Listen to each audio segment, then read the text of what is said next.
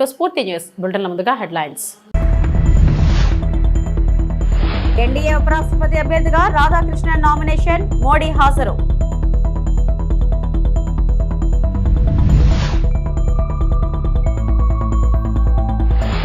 ప్రతి ఇంటి నుంచి ఎంటర్‌ప్రెన్యూర్ రావాలి, ఇదే మా నినాదమన్న సీఎం చంద్రబాబు.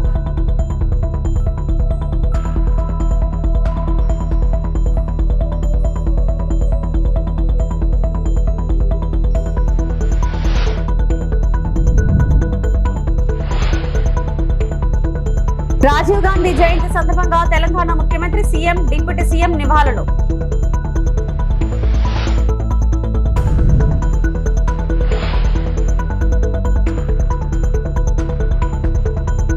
ఎన్డీఏ ఉపరాష్ట్రపతి అభ్యర్థి సిపి రాధాకృష్ణన్ నేడు నామినేషన్ దాఖలు చేశారు. ప్రధానమంత్రి నరేంద్ర మోడీ, హోంమంత్రి అమిత్ షా, రక్షణ మంత్రి రాజ్నాథ్ సింగ్ సహా పలువురు కేంద్ర మంత్రుల సమక్షంలో నామినేషన్ పత్రాలను రిటర్నింగ్ అధికారికి సమర్పించారు. సెప్టెంబర్ 9న ఉపరాష్ట్రపతి ఎన్నిక జరగనుండగా దీనిని ఏకగ్రీవం చేయాలని అధికార పక్షం ప్రయత్నాలు చేస్తుంది. కానీ విపక్ష పార్టీలు కూడా తమ అభ్యర్థిని ఇప్పటికే ప్రకటించాయి. దీంతో ఎన్నిక అనివార్యంగా కనిపిస్తుంది. ప్రతిపక్షాల ఉమ్మడి అభ్యర్థిగా జస్టిస్ బి సుదర్శన్ రెడ్డిని ఏకగ్రీవంగా ఎంపిక చేసినట్లు కాంగ్రెస్ అధ్యక్షుడు మల్లికార్జున ఖర్గే ప్రకటించిన విషయం తెలిసిందే.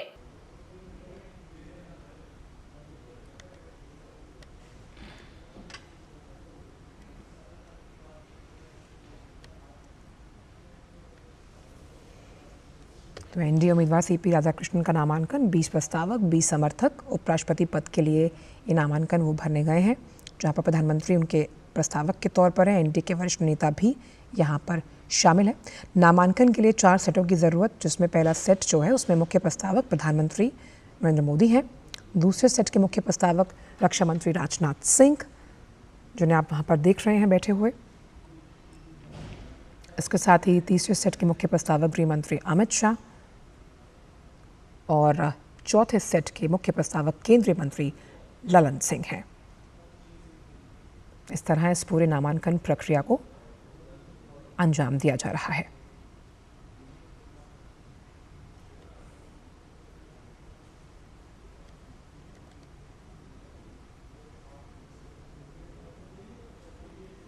और जब सीपी राधाकृष्णन का नाम सामने आया था तो एनडीए के तमाम दलों की तरफ से उनका दिल खोल के स्वागत किया गया। एनडीए का शक्ति प्रदर्शन आप देख सकते हैं। यहाँ पर वरिष्ठ नेता यहाँ पर मौजूद हैं, जहाँ पर उपराष्ट्रपति पद के लिए नामांकन दाखिल कर रहे हैं। सीपी राधाकृष्णन 1998 में कोयम्बटूर से सांसद बने हैं, 2004 अध्यक्ष तमिलनाडु बीजेपी, और ये जो नामांकन प्रक्रिया है वो लगभग संपन्न होती हुई 2020 केरल में बीजेपी के प्रभारी सीपी राधाकृष्णन, और आखिरकार ये ऐतिहासिक पल जहां नामांकन दाखिल कर दिया गया। पहले सेट के प्रस्तावक थे प्रधानमंत्री नरेंद्र मोदी और ये नामांकन की प्रक्रिया संपन्न हुई। एनडीए के उपराष्ट्रपति पद के उम्मीदवार सीपी राधाकृष्णन భారత మాజీ ప్రధాని రాజీవ్ గాంధీ జయంతి సందర్భంగా దేశవ్యాప్తంగా ఆయనను స్మరించుకుంటున్నారు ప్రజలు. తెలంగాణ ముఖ్యమంత్రి రేవంత్ రెడ్డి ఈ రోజు సచివాలయం ముందు ఉన్న రాజీవ్ గాంధీ విగ్రహానికి పూలమాలలు వేసి నివాళులు అర్పించారు. ఈ సందర్భంగా ఆయన మాట్లాడుతూ రాజీవ్ గాంధీ దేశ యువతకు స్ఫూర్తి, దేశ సమగ్రతను కాపాడే క్రమంలో ఆయన ప్రాణాలు అర్పించారు. భారతదేశాన్ని ప్రపంచ దేశాలతో పోటీ పడేలా తీర్చిదిద్దిన మహానేత రాజీవ్ గాంధీ అని పేర్కొన్నారు. అమరుడైన రాజీవ్ గాంధీ ఈ దేశ యువతకు స్ఫూర్తి, ప్రజాస్వామ్య పరిరక్షణలో, దేశ సమగ్రతను కాపాడడంలో శ్రీ రాజీవ్ గాంధీ అమరులైనరు. గాంధీ వారసత్వాన్ని పుణికిపుచ్చుకున్న రాజీవ్ గాంధీ గారు ఈ దేశంలో పారదర్శకమైన పరిపాలన అందించాలి అంటే సాంకేతిక నైపుణ్యాన్ని జోడించాలి. సాంకేతిక నైపుణ్యాన్ని జోడించినప్పుడే ప్రభుత్వం యొక్క నిర్ణయాలు, ప్రభుత్వం యొక్క సంక్షేమ పథకాలు చివరి పేదవాడి వరకు చేరుతాయని సంపూర్ణంగా విశ్వసించారు. అదేవిధంగా దేశ భవిష్యత్తును నిర్ణయించడంలో 21 సంవత్సరాల ఓటు హక్కును 18 సంవత్సరాలకు తగ్గించడం ద్వారా కళాశాలలో చదువుకుంటున్న విద్యార్థులు శాసనసభ్యులను పార్లమెంట్ సభ్యులను ఎన్నుకోవడానికి ఈరోజు పునాదులు వేసిండ్రు. అదేవిధంగా స్థానిక సంస్థల్లో చట్టసభలలో మహిళలకు సముచితమైన ప్రాతినిధ్యం ఉన్నప్పుడే సమస్యలు చర్చించబడతాయని చెప్పి ఆనాడు మొట్టమొదట స్థానిక సంస్థల్లో మహిళా రిజర్వేషన్లకు పునాదులు వేసింది రాజీవ్ గాంధీ గారు. కాంగ్రెస్ దొంగల రాజ్యంలో వ్యవసాయం బంద్ పెట్టుకునే దుస్థితి వచ్చింది. గత 10 ఏళ్లలో లేని యూరియా కొరత ఇప్పుడు ఎందుకు వచ్చింది? ఒక్క బస్తా యూరియా కోసం రోజుల తరబడి తిప్పలు పడుతున్నామంటూ రైతన్నలు ఆవేదన వ్యక్తం చేస్తున్నారు.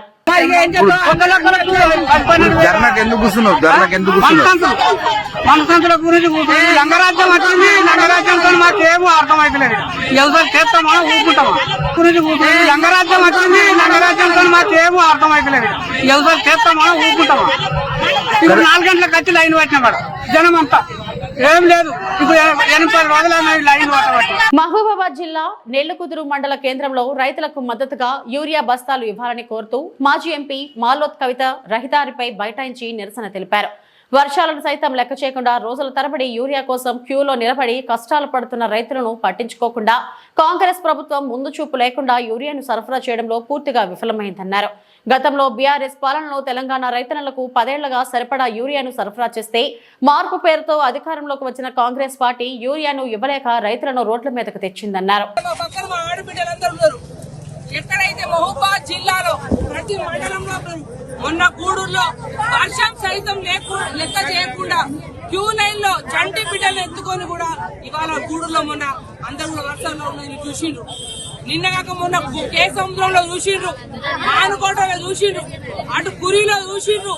ఎక్కడ చూసినా కూడా రైతన్నలు కూడా ఇవాళ యూరియా కోసం బిక్కున కూడా అందరూ కూడా తెల్లారుజామున 2 గంటల నుంచి కూడా వాళ్ళ పాస్ పుస్తకాలు వేసుకొని కూడా వాళ్ళ క్యూ లైన్ లో నిల్చుంటా ఉంటే ఈ కాంగ్రెస్ ప్రభుత్వం ఎటువంటి సోయి లేకుండా, ముందు చూపు లేకుండా, అవగాహన లేకుండా ఇవాళ రైతులందరినీ కూడా వాళ్ళ కోస పెట్టించుకొని వాళ్ళ అవస్థ పుచ్చుకొని కనీసం యూరియా బస్తా ఇయ్యలేని దుస్థితి ఈ కాంగ్రెస్ ప్రభుత్వం ఉంది. ఇవాళ రైతుల పక్షాన్ని అందరం కూడా ఇవాళ బీఆర్ఎస్ పార్టీ వాళ్ళకి వెన్నుదనుగా ఉన్నాం. కేసీఆర్ గారు 10 ఏళ్లు పోయిన 10 ఏళ్లు ముఖ్యమంత్రిగా ఉన్నప్పుడు ఆయన ఒక రైతు కాబట్టి ముందు చూపుతోటి దాదాపు 4 లక్షల మెట్రిక్ టన్నులు దాదాపు కేంద్ర ప్రభుత్వం ఏం చేస్తుంటే అన్ని రాష్ట్రాలకు యూరియా కేటాయిస్తాయి. కానీ కేసీఆర్ గారు ముందు చూపుతో ఎక్కడైతే అవసరం లేని చోట యూరియాని తీపించుకొని మాట్లాడి ఇక్కడ వ్యవసాయ శాఖ మంత్రులు పంపించి ప్రస్తుతానికి ఎవరైతే కాంగ్రెస్ పార్టీలో పోచారం శ్రీనివాస్ రెడ్డి గారు ఆ రోజు వ్యవసాయ శాఖ మంత్రి అప్పుడు కేసీఆర్ గారు ముందు చూపుతో అక్కడ కేంద్ర మంత్రులతో మాట్లాడి 4 లక్షల మెట్రిక్ టన్నులు అంటే తెలంగాణ రాష్ట్రంలో అవసరం కంటే ఎక్కువ యూరియా ఏ రైతన్నా కూడా రోడ్ ఎక్కకుండా ధర్నా చేయకుండా కూడా యూరియా 10 ఏళ్లలో పంచిన దాఖలుగా జ్ఞాపకం చేస్తా ఉన్నాం. కానీ మార్పు అని కోరి ఇవాళ అనవసరంగా పొరపాటు చేసిన తర్వాత మా ఇవాళ ఆడబిడ్డలందరూ ఇవాళ మగవాళ్ళు లైన్ లో ఉంటే ఇస్తారా ఇయ్యారా అని ఆడవాళ్ళందరూ కూడా ఇవాళ వంటలు చేయకుండా మార్పు చేయకుండా చంటి బిడ్డల్ని పాలియకుండా కూడా సంఘాలు ఎక్కుని ఇవాళ క్యూ లైన్ లో నిల్చొని యూరియా బస్తాల కోసం వచ్చిందంటే కాంగ్రెస్ ప్రభుత్వం ఇవాళ రైతులను రోడ్డెక్కించి ఇవాళ దారుణమైన పరిస్థితి తీసుకొచ్చిందంటే. పీపుల్ స్టార్ ఆర్ నారాయణమూర్తి చిత్రాల్లో జీవితపు లోతులుంటాయని నటుడు బ్రహ్మానందం అన్నారు. ఆయన తన కోసం కాకుండా సమాజం కోసం సినిమాలు తీస్తున్నారని ప్రశంసించారు. నారాయణమూర్తి నిరంతరం ప్రజల గురించే ఆలోచిస్తారు. ఈ సినిమా కూడా పేద ప్రజల కోసమే తీశారు. ఒక చొక్కా ప్యాంటు అదే ఆయన జీవితం. ఆయన జీవితం మీకు అంకితం. చివరి శ్వాస వరకు మీకోసం కష్టపడుతూనే ఉండాలని కోరుకుంటున్నానని బ్రహ్మానందం అన్నారు. ఆర్ నారాయణమూర్తి ప్రధాన పాత్రలో నటిస్తూ స్వీయ దర్శకత్వంలో నిర్మించిన చిత్రం యూనివర్సిటీ పేపర్ లీక్ ఆగస్టు 22న చిత్రం ప్రేక్షకుల ముందుకు రానుంది. ఈ సందర్భంగా హైదరాబాద్ లో యూనివర్సిటీ చిత్రాన్ని బ్రహ్మానందం ప్రత్యేకంగా వీక్షించారు. అవినీతి బంధుప్రీతి చీకటి బజారు అలుముకున్న ఈ దేశం ఎటు దిగజారు అన్నాడు శ్రీశ్రీ 50 ఏళ్ల క్రితం అనుకుంటా. కాబట్టి ఇవాళన్న మాట కాదని దాన్ని ఇవాళ వరకు ఎక్కడ ఏ రకమైన సమస్య ఉన్నా ఈయన ఒక అద్భుతమైనటువంటి రీతిలో దాన్ని మామూలు మనుషులకు కూడా అందుబాటులో ఉండాలి అని కష్టపడి సినిమా తీసి మీకోసం, తన కోసం కాదు, తన ఈ చొక్కా, ఈ ప్యాంటు, అదే తన జీవితం మీకు అంకితం, అంతే. అది చివరి శ్వాస వరకు ఇంకా కష్టపడుతూనే ఉండాలని భగవంతుడిని నేను కోరుకుంటూ, చూడండి ఎంత త్యాగం చేసి ఎన్ని అంటే ఎవడే మరి ఇప్పుడు ఇట్లాంటి సినిమాలన్నీ మేము ఏం చూస్తాం సార్, మీరు ఏదో చెప్తారు. ఎట్లాంటి సినిమాలు, ఇదేమి నిజానికి దూరంగా ఉన్న సినిమా కాదు, ఇల్యూజన్ లో ఉన్న సినిమా కాదు, ఊహించుకున్న ఒక అందమైన అద్భుతమైనటువంటి సుందరాంగి సినిమా కాదు. హాయిగా తలారా స్నానం చేసి వచ్చి ఒక నేత చీర కట్టుకున్న స్త్రీలా ఉన్న సినిమా ఇది, ఒక అందమైన స్త్రీలా ఉన్న సినిమా. అందులో నిజాలుంటాయి, వెతుక్కోండి. అందులో బూతులుండవు, జీవితపు లోతులుంటాయి. చూడండి, వెతుక్కోండి, బావిలో బకెట్ వేసి తోడుకోండి. ఒక్కొక్కడు పడుతున్న బాధ చూడు. కొన్ని డైలాగ్స్ అందులో చెప్తున్నప్పుడు నేను వింటే, ఒరే పెద్ద వాళ్ళకి కావాల్స్తే నాది కిడ్నీయే కాదురా, ఇంకా చాలా ఉన్నాయి, అవన్నీ అమ్మొచ్చు. పెద్దోళ్ళకి కావాలనుకోరా, బోళ్ళంత డబ్బు పెట్టుకుంటారు. ఏమిటా మాటలు! ఎంత అద్భుతంగా ఇలాంటి సినిమాలు తీస్తున్న వాళ్ళని, ఇలాంటి సినిమాల కోసం పరితపిస్తున్న వాళ్ళని, సినిమా కోసం తీసి, art is for the sake of people, not art is for the sake of our shelves.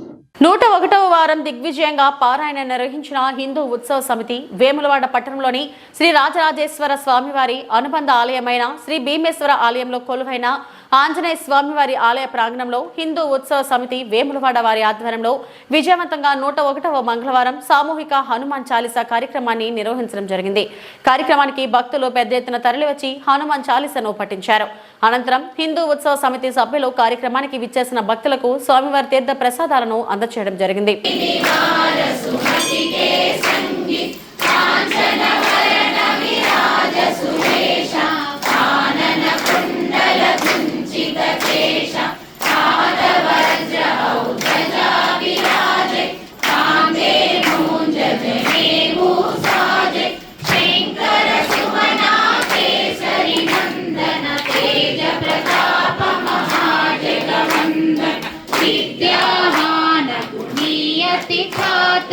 Ram काज करिवे को अतुर प्रभु चरित्र सुनिवे को रसिया राम लखन सीता मन बसिया सूक्ष्म रूप धरि दिखावा. రతన్ టాటా భారత జాతి ముద్దుబిడ్డ అని ఏపీ సీఎం చంద్రబాబు కొనియాడారు. రతన్ టాటా ఇన్నోవేషన్ హబ్ ను సీఎం చంద్రబాబు మంత్రి లోకేష్ ప్రారంభించారు. అనంతరం చంద్రబాబు ప్రసంగించారు. దేశానికి ఏదైనా చేయాలని రతన్ టాటా తప్పించేవారు. సమాజ సేవకు ఆయన జీవితాంతం కృషి చేశారు. ప్రతి ఒక్కరూ డబ్బు సంపాదించాలని చూస్తారు. ఆయన మాత్రం సంపాదించిన డబ్బును సమాజానికి తిరిగిచ్చేవారు. రతన్ టాటా ఆలోచనలు సజీవంగా ఉంచాలని ఇన్నోవేషన్ హబ్ ప్రారంభిస్తున్నాం. ప్రతి కుటుంబం నుంచి ఎంటర్ప్రెన్యూర్ రావాలన్నదే నా నినాదం. గతంలో ప్రతి ఇంటి నుంచి ఒక ఐటీ ఉద్యోగి ఉండాలని కృషి చేశాను. భవిష్యత్ అంతా ఐటీ రంగానిదే అని గుర్తించారు. సరైన ప్రభుత్వ విధానాలు అవలంబిస్తే ఆదాయం, సంపద వస్తుందని చంద్రబాబు అన్నారు. Just now I heard so many people, their messages, their views, everything. This idea, how it came, I have to explain. Recently, Ratan Tata ji was expired. He passed away. Generally, any small politician will die, all leaders will go. Great contributors for this nation, if he is an industrialist, only industrialist will go there. Then I thought we have to pay respects and also we have to honor what he has done for this great nation. That is the spirit all the way I went to Mumbai, and Government of India also, Amit Shah ji has come. Both Government of India and Government of Andhra Pradesh believes very strongly, if you create wealth creation, then only we can eradicate poverty. Otherwise it will be a vicious circle. In the journey, I thought how to use his brand. I am also having my own this thing. He was a great man. I know him very well. I worked with him, all new innovative ideas. And also if you see him, the simplicity. I can say very clearly, that is the culture of Tata. Very simple, honest to the core. Always I used to say, even with honest way, you can start a company, you can create an empire. That is how Ratan Tata has done, without any doubt. Today I am proud of him. He is a son of this great country. I really respect all his efforts. I met so many occasions.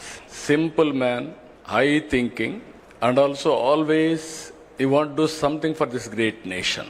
Speaker Ayyannapatrudu camp కార్యాలయంలో బుధవారం press meet నిర్వహించి అనర్హులైన వికలాంగుల పింఛన్లపై స్పందించారు. అర్హత లేకపోయినా ఇప్పటి వరకు వికలాంగుల పింఛన్ను పొందిన వారితో పాటు వారికి సర్టిఫికెట్లు జారీ చేసిన వైద్యులపై కూడా అవసరమైన చర్యలు తీసుకోవాలని స్పీకర్ పేర్కొన్నారు. విలేకరుల సమావేశంలో మాట్లాడుతూ ఆయన తెలిపారు. రాష్ట్ర వ్యాప్తంగా ఇప్పటి వరకు 1,00,000 మంది వరకు అనర్హులైన వికలాంగులు గుర్తించబడ్డారని చెప్పారు. ఈ అంశంపై 2 నెలల క్రితం సీఎం నారా చంద్రబాబు నాయుడుకి తాను లేఖ రాసినట్లు వివరించారు. నిబంధనల ప్రకారం 40% పైగా వైకల్యం ఉన్నవారిని మాత్రమే అర్హులుగా గుర్తించాల్సి ఉంటుందని, 40% కంటే తక్కువ ఉన్నవారిని అనర్హులుగా గుర్తిస్తారని స్పష్టం చేశారు. ముఖ్యంగా ఇష్యూ మీద మాట్లాడదామని చెప్పి మీ అందరికి వెళ్ళడం జరిగింది. అదేంటంటే ఇవాళ వికలాంగుల పెన్షన్లు మీ అందరికీ తెలుసు, గత ప్రభుత్వంలో దొంగ సర్టిఫికెట్లు పెట్టుకొని డాక్టర్స్ మేనేజ్ చేసి వికలాంగుల పెన్షన్ తీసుకున్నారు. దాని మీద నేను గవర్నమెంట్కి ఒక లెటర్ రాశాను. రాష్ట్రం మొత్తం చాలా మంది దొంగ సర్టిఫికెట్తో వికలాంగుల పెన్షన్ తీసుకున్నారు. ఒక్కొక్కరికి సుమారు 6,000 రూపాయలు పెన్షన్ తీసుకున్నారు. వాళ్ళు వికలాంగులు కాదు, బాగానే ఉన్నారు, కానీ డాక్టర్ మేనేజ్ చేసి గవర్నమెంట్ డబ్బులు తీసుకున్నారు. ఇది చాలా అన్యాయం అని చెప్పి నేను ముఖ్యమంత్రి గారికి లెటర్ రాశాను. రాసేపటి 2 నెలల పైన అవుతుంది. తర్వాత ముఖ్యమంత్రి గారు దాని మీద వెరిఫికేషన్ పెట్టారు. తర్వాత ముఖ్యమంత్రి గారికి స్వయంగా ఒక స్టేట్మెంట్ ఇచ్చారు. ఇప్పటికీ ఇంకా పూర్తి అవ్వలేదు వెరిఫికేషన్. ఇప్పటికీ 1,00,000 మంది తప్పుడు సర్టిఫికెట్ మీద వికలాంగుల పెన్షన్ తీసుకుంటున్నారని చెప్పి ఒక స్టేట్మెంట్ ఇచ్చింది. ఇంకా చేయవలసి ఉంది రాష్ట్రంలో అని. ఇప్పుడు కొంతమంది వెరిఫికేషన్ అయ్యాయి. దాని మీద నిన్న గవర్నమెంట్ ఒక నిర్ణయం తీసుకున్నారు. ఆ నిర్ణయం ప్రకారంగా ఈ డూప్లికేట్ వికలాంగులు ఎవరైతే ఉన్నారో, డూప్లికేట్ అంటే 40% దాటాలండి. దాటిగా సర్టిఫికెట్లో ఇతనికి 40% పైనే ఉంది వికలాంగులు అని సర్టిఫికెట్ ఇస్తే పెన్షన్ అర్హులు అవుతారు. కానీ ఇక్కడ మేము చేసిన వెరిఫికేషన్, గవర్నమెంట్ చేసిన వెరిఫికేషన్లో 40% తక్కువ ఉన్న వాళ్ళు కూడా డబ్బులు తీసుకున్నారు. అది చట్టంలో ఎక్కడా లేదు, కానీ పాత గవర్నమెంట్ ఇచ్చేసారు. వాళ్ళ సొమ్మేం పోయింది, ఆల్రెడీ పని తీసుకున్నారు, మొత్తం అయిపోయింది. ఇప్పుడు మన ప్రభుత్వం వచ్చిన తర్వాత ఇది చాలా అన్యాయం. నిజంగా వికలాంగులకు ఇస్తే మంచిదే. వికలాంగులు కాని వాళ్ళు కూడా దొంగ సర్టిఫికెట్ పెట్టుకొని ఇంకా డబ్బు తీసుకుంటున్నారు. అంచేత దాన్ని ఎక్కడో దగ్గర కంట్రోల్ చేయాలని చెప్పి మేమందరం కూడా చెప్పడం జరిగింది. దాని గవర్నమెంట్ కూడా ఒప్పుకోవడం జరిగింది. దాని ప్రకారంగా రాష్ట్రం అంతా మీకు వస్తుంది అనుకోండి. నేను ఇక్కడ లోకల్ ఎమ్మెల్యేగా ఉన్నాను కాబట్టి అనకాపల్లి జిల్లాలో ఇటువంటివన్నీ కలిసి 4,148 మంది వికలాంగులు మరియు ఆరోగ్య పెన్షన్లు రీవెరిఫికేషన్ జరిగాయి. దాంట్లో 40% కన్నా వికలాంగులు తక్కువ ఉన్న వాళ్ళందరినీ కూడా అనర్హులుగా గుర్తించడం జరిగింది. ఇప్పుడు అనకాపల్లి జిల్లాలో 4,148 మందిని అనర్హులుగా డిక్లేర్ చేయడం జరిగింది. దాంట్లో 4,148 మందిలో ఇక్కడ మీకు క్లారిటీ కావాలా, 120 మంది ఆరోగ్య పెన్షన్ కూడా తీసుకుంటున్నారు. ఆరోగ్య పెన్షన్ అంటే అది అర్హత ఉన్నట్టు లెక్క. రాజంపేట ఎమ్మెల్యే ఆకిపేటి అమర్నాథ్ రెడ్డి సోదరుడు అనిల్ కుమార్ రెడ్డి కుమారుడి వివాహ రిసెప్షన్ కు హాజరైన మాజీ ముఖ్యమంత్రి వైఎస్ఆర్సీపీ అధినేత శ్రీ వైఎస్ జగన్.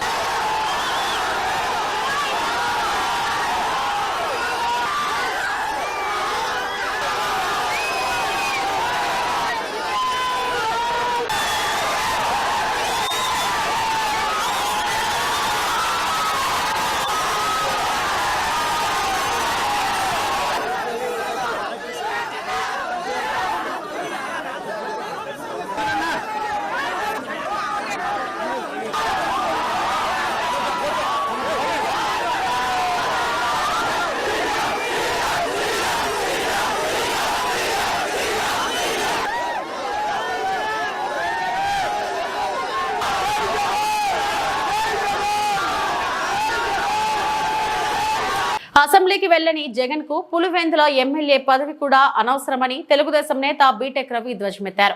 పులివెందుల శాసన సభ్యత్వానికి జగన్ రాజీనామా చేస్తే జెడ్పీటీసీ పదవికి తన భార్య కూడా రాజీనామా చేస్తుందని వైసీపీ సవాలుకు ప్రతి సవాలు విసిరారు. 2 ఎన్నికలు ఒకేసారి కేంద్ర బలగాల సమక్షంలో జరిపిద్దామని స్పష్టం చేశారు. అంతే, అంటే వాళ్ళ చెంచా బ్యాచ్తో ఇది అట్లా జరగలేదు, ఇది ఇట్లా జరగలేదు అని ఏమేమో చెప్తున్నారు కదా. ఏమేమో చెప్తూ సెంట్రల్ ఫోర్స్ పెట్టి ఎలక్షన్ జరపమని అడుగుతున్నారు.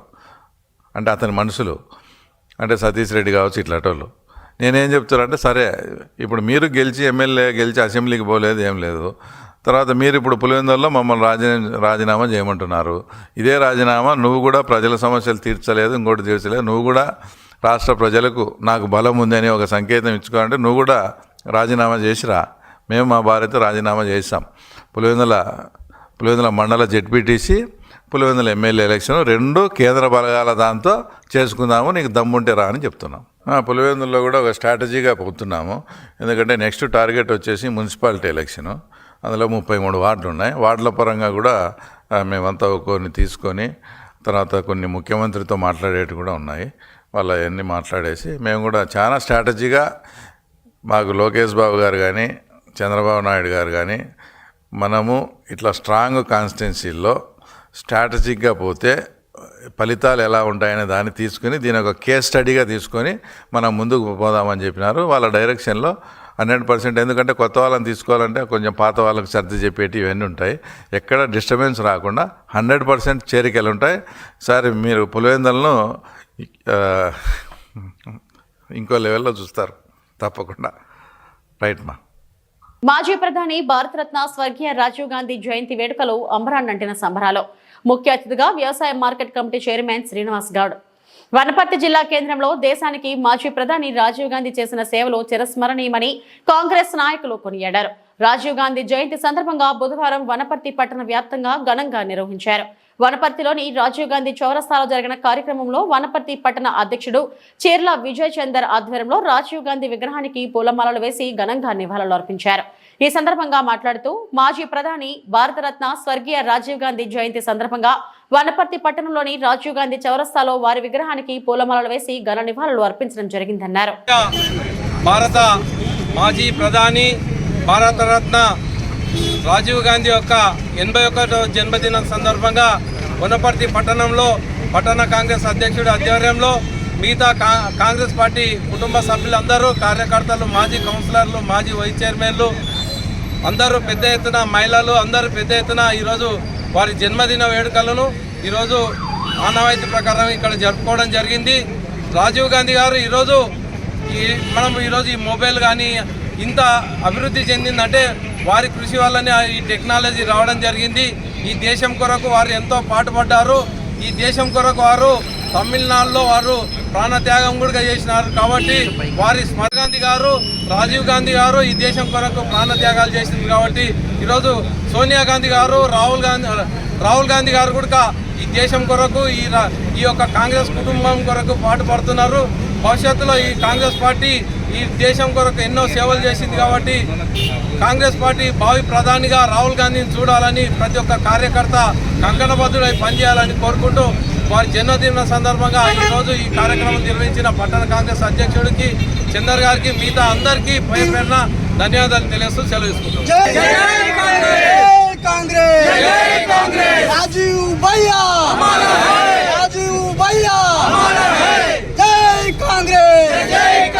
రాజీవుని జీవితం దేశానికి అంకితం, రాజీవుని జీవితం దేశానికి అంకితం. జబ్ తక్ సూరజ్ కబ్ తక్ రాజీవ్ का नाम रहेगा, రాజీవ్ గాంధీ हमारा है, రాజీవ్ గాంధీ हमारा है. ఇవి ఇప్పటివరకు నా బులెటిన్ అప్డేట్స్. నమస్తే.